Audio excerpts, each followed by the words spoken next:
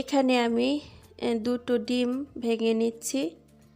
তো আজকে আমি একটি রেসিপি শেয়ার করব আপনাদের সাথে, সেটা আপনারা দেখতে পাচ্ছেন। তো আমি দুটো ডিম দিয়ে দিলাম, সাথে দিয়ে দিলাম এরকম কাপের 1 কাপ নর্মাল দুধ, আর এখানে দিয়েছি 4 চামচ পরিমাণ চিনি। আর এখন দিয়ে দিব, এটা হচ্ছে ভ্যানিলা পাউডার। তো ভ্যানিলা পাউডার দিয়ে দিব 1 চামচ পরিমাণ। তো আসসালামু আলাইকুম প্রিয় ভাই বোনেরা, আমার আঙ্কেল আন্টিরা, আপনারা সবাই কেমন আছেন? আশা করছি অনেক ভালো। তো আজকে আপনাদের সাথে রেসিপি দিয়ে শুরু করলাম, আশা করছি সবার কাছে ভালো লাগবে। এরকম রেসিপি আসলেই অনেক ছোট ছোট মামুনিরা বা অনেকেই পছন্দ করেন, যেটা আমাদের বাংলাদেশে বলতে পারে পাটিসাপটা পিঠা। তো ওইটা আর কি, কিন্তু এটা আরবিয়ান স্টাইলে, আর আমাদের বাংলাদেশেরটা বাঙালি স্টাইলে। তো দেখেন আমি চিনি, ভ্যানিলা পাউডার আর হচ্ছে নর্মাল দুধ, এই 3টা উপকরণ দিয়ে ভালো করে মিক্স করে নিলাম। এই যে দেখতে পাচ্ছেন আমার মিক্সটা একদম রেডি হয়ে গেল। তো এটা এত সুন্দর করে মিক্স করতে হয় যে পর্যন্ত ক্রিমের মতো না হয়। তারপর আমি দিয়ে দিব 1 কাপ পরিমাণ নর্মাল আটা, দিয়ে আমি ভালো করে মিক্স করে নেব। তো এটার মধ্যে আমি কিন্তু এই যে এখন দিয়ে দিলাম বেকিং পাউডার 1 চামচ পরিমাণ, দিয়ে এটা আমি মিক্স করে নিব ভালো করে। আর এটা ডোটা এমন হবে যেমন আমাদের বাংলাদেশে তেলের পিঠা বানালে যেমন একটা ডো হয় ঠিক এরকম, কিন্তু আমি তার চেয়েও আরও পাতলা করছি। আর এখানে আমি দিয়ে দিলাম 2 চামচ পরিমাণ সয়াবিন তেল, দিয়ে ডোটা আমি আবারও ভালো করে মিক্স করে নিচ্ছি। তো আমি বেশি বেশি বেশি পাতলা করব। আপনারা যদি পিঠাটা পাতলা করতে চান তাহলে এই ডোটাও একদম পানির মতো পাতলা করতে হবে। আর যদি আপনারা একটু ঘন চান তাহলে এটা ঘন করতে হবে। এই যে দেখেন আমি কিন্তু অনেকটা পাতলা করছি, মাশাআল্লাহ তাবারাকাল্লাহ।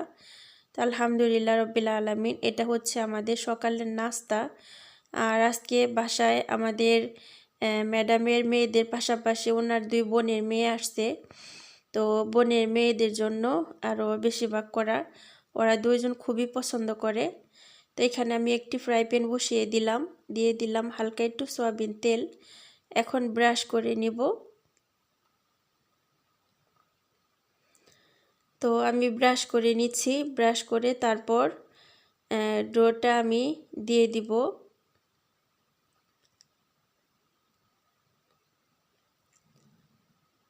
তো এই তো আমি দিয়ে দিলাম।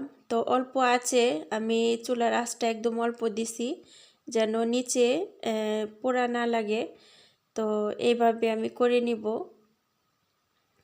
আসলে আমাদের বাংলাদেশে যে পাটিসাপটা পিঠা, এটা কিন্তু আমরা অনেক কিছু দিয়ে বানাই। আর এখানে দেখেন নর্মাল, তো অ্যাকচুয়ালি বলতেই পারেন পাটিসাপটা পিঠার মতো।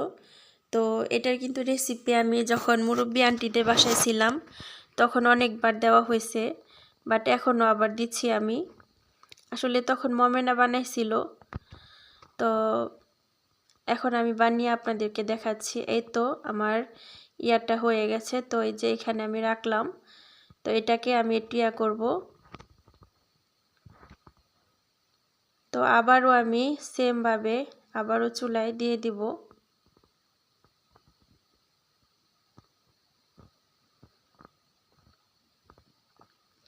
আমি কিন্তু A to Z পুরো রেসিপিটা আপনাদের সাথে শেয়ার করলাম। আর আপনাদের সাথে আরেকটি কথা বলবো, সেটা হচ্ছে আমি কালকের একটি ভিডিও আমার অন্য চ্যানেলে আমি শেয়ার করছি। তো আপনারা ইনশাল্লাহ আমার কমিউনিটিতে পোস্ট পেয়ে যাবেন। ওইখানে আমি যে একটি কেক বানাই, চকলেট কেক, সেটার A to Z full recipe দেওয়া আছে, আপনারা ঘুরে দেখে আসবেন। আর আমার ভিডিওটা যদি ভালো লাগে অবশ্যই একটি সাবস্ক্রাইব করে আসবেন যারা এখনও করেননি। তো সেমভাবে আমি আরও একটি ভেজে নিচ্ছি পিঠা। এটাকে এদেশে বলে রুটি বন।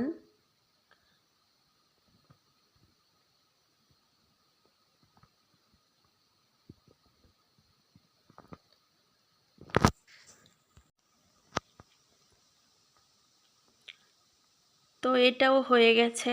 তো এখন আমি বাকিগুলো আপনাদেরকে দেখাবো যে আসলে এটা আমি কি করব বা এটার মধ্যে কি দিব। আসলে দেখুন আপনারা, তো এখানে দেখতে পাচ্ছেন আমি এখন এটার মধ্যে দিয়ে দিব হচ্ছে বাটার। এই যে দেখেন আমি হালকা একটু বাটার দিয়ে দিলাম। তো বাটারটা দিয়ে একদম রুটিটা সম্পূর্ণ ভেজাতে হবে। যখন আপনি বাটারটা দিবেন তখন 2-3 মিনিট পর এত সুন্দর সফট হয়, মানে অনেক ভালো লাগে। আর এখানে দিয়ে দিলাম নর্মাল সুগার পাউডার। তো সুগার পাউডার কিন্তু আমি নিজেই করে নিছি। তো এখন সেম আমি সুন্দর করে পাটিসাপটা পিঠার মতোই করে নিলাম। তো বাচ্চারাও কিন্তু সকালে নাস্তা করবে, তার জন্য আমার আরও তাড়াতাড়ি করে বানানো। তো সেমভাবে সবগুলো আমি রেডি করে নেব।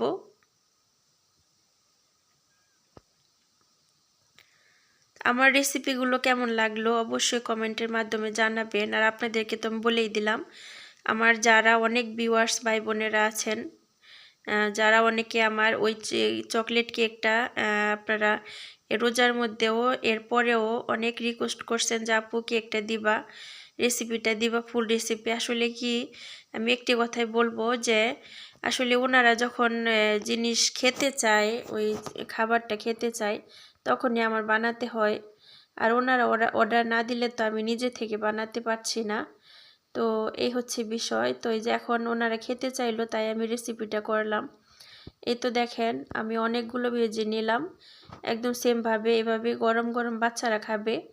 তো মাশাআল্লাহ তাবারাকাল্লাহ, আমার এই রেসিপিটা কেমন লাগলো অবশ্যই আপনাদের মতামতটা কমেন্টস বক্সে জানাবেন ইনশাআল্লাহ।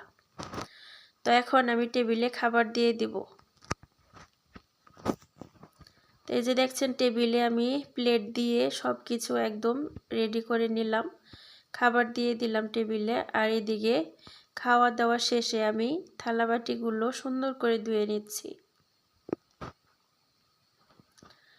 তো আজকে আমাদের বাসায় মেহমান আসছে।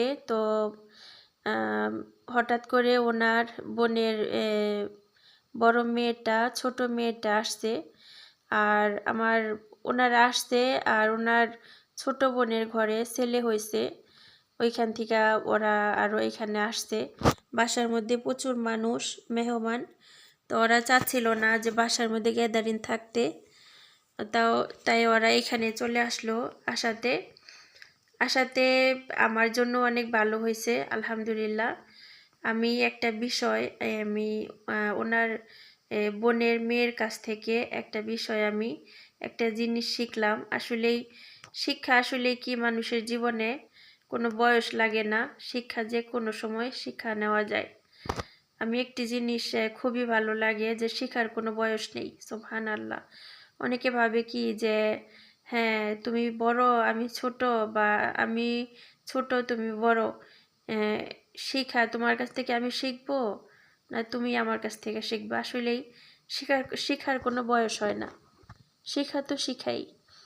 তো যাই হোক, আমি কি শিখবো বা আমাকে কি শেখাবে ইনশাআল্লাহ অন্য একটা সময় আপনাদের সাথে আমি শেয়ার করব। আর এইখানে চলে আসলাম, আমরা যে নর্মাল বাসার মধ্যে দখুন দেই, সেই দখুনটা ওনারা নিয়ে আসছে। তো এই দখুনটা শেষ হয়ে গেছিল। তো আজকে আবার ম্যাডামকে আমি বললাম যে ম্যাডাম দখুন শেষ হয়ে গেছে, এগুলি নিয়ে আসেন। তো ম্যাডাম সাথে সাথে অর্ডার করলো, দোকান থেকে দিয়ে গেল। এটা দিলে বিশ্বাস করেন সারা বাড়ি এত সুন্দর একটি স্মেল আসে, মানে মনটা জুড়ায় যায়, খুবই ভালো লাগে। তো মাশাআল্লাহ তাবারাকাল্লাহ। আর এগুলা কিন্তু এদেশে পাওয়া যায়, কিন্তু ইয়ামান থেকে আনা, ইরাকের কাছাকাছি ওই দেশ থেকে। আর এখানে বাচ্চাদের জন্য, বাচ্চারা খেয়ে তাড়াতাড়ি চলে যাবে ওরা, তার জন্য বাচ্চাদের জন্য আমি একটু নুডলস রান্না করে রেডি করলাম।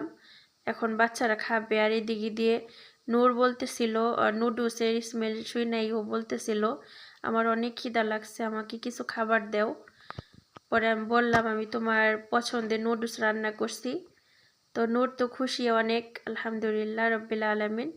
তো ওর জন্য আমি খাবারটা বেড়ে দিচ্ছি।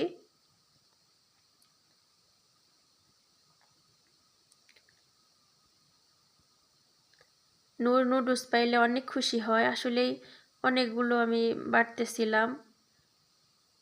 আমি একসাথে গরম করব, মেয়েরটা আর নূরেরটা দুইটা একসাথে গরম করব। তো একটু ঠান্ডা হয়ে গেছে, তো একসাথে গরম করে তারপর আমি আলাদা প্লেটে বেড়ে দিব।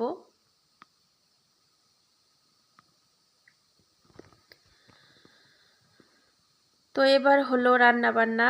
বাসায় মেহমানদের জন্য একটু মাংস রান্না করলাম। মাশাআল্লাহ তাবারাকাল্লাহ। এই মাংসটা হচ্ছে খাসির মাংস। সকালবেলায় খাসি নিয়ে আসছিল জবাই করে, সেই মাংসটাই।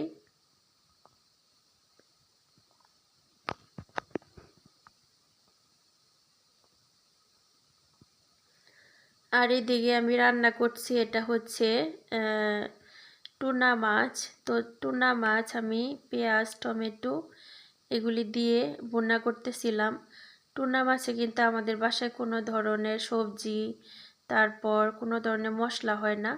আর এখানে আমি ডালের সবজি দিয়ে ডাল রান্না করতেছিলাম।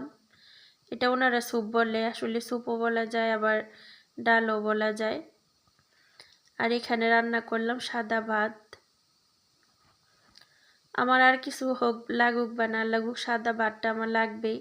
আমি প্রতিদিন দিনে একবার ভাত খাই, কিন্তু দুপুরে আমার ভাতটা খেতেই হয়। দুপুরে ভাতটা না খেলে আমার কাছে মনে হয় যেন কিছু খাইনি। কারণ আমরা বাঙালি, আমাদের ভাতের প্রতি আমাদের মায়া বেশি, মহাব্বত বেশি। যখন থেকে বিদেশে আসলাম তখন থেকে আমার একবেলা করে ভাত খাই, আর দুই বেলা হালকা পাতলা খাবারই খাওয়া হয়। তো মাশাআল্লাহ তাবারাকাল্লাহ, আলহামদুলিল্লাহ রাব্বিল আলামিন। আসলে খাওয়া কন্ট্রোল করতে হবে, কারণ যেভাবে স্বাস্থ্য বাড়তেছে এভাবে একদমই আনা। আর এমনিতে আমি সবসময় দুই বেলাই খাই। তো এই হচ্ছে বিষয়। তো আমার রান্নাটাও প্রায় শেষের দিকে, ভিডিওটাও শেষের দিকে। তো মাই ফ্যামিলি ফ্রেন্ডস, আজকের ব্লগটা কেমন লাগলো অবশ্যই কমেন্টের মাধ্যমে জানাবেন। আর আরেকটি কথা হচ্ছে, আপনারা হয়তো অনেকে বলবেন যে আপু তুমি দুই বেলা হালকা পাতলা খাবার খাও, তারপরে তুমি কেন এত মোটা? আসলে অনেক পরিশ্রম করি, অনেক করি, কিন্তু কেন যে এত স্বাস্থ্য তাও জানি না। কিন্তু সবই আল্লাহ পাকের ইচ্ছা। আবার যখন আমি দেশে যাব তখন দেখবেন আমি শুকায় গেছি। তো এই হচ্ছে বিষয়, এটা হচ্ছে ভাগ্য, নসিব। আমি যখন দেশে ছিলাম তখন আমি মমেনার মতো শুকনা ছিলাম, আর বিদেশে আসার পরই আমি স্বাস্থ্য বেড়ে যায়। তো এই হচ্ছে বিষয়। তো আজকের ব্লগটা এখানে শেষ করব। সবাই ভালো থাকবেন, সুস্থ থাকবেন। আল্লাহ হাফিজ, আসসালামু আলাইকুম। সবার জন্য অনেক দোয়া শুভ কামনা রইল।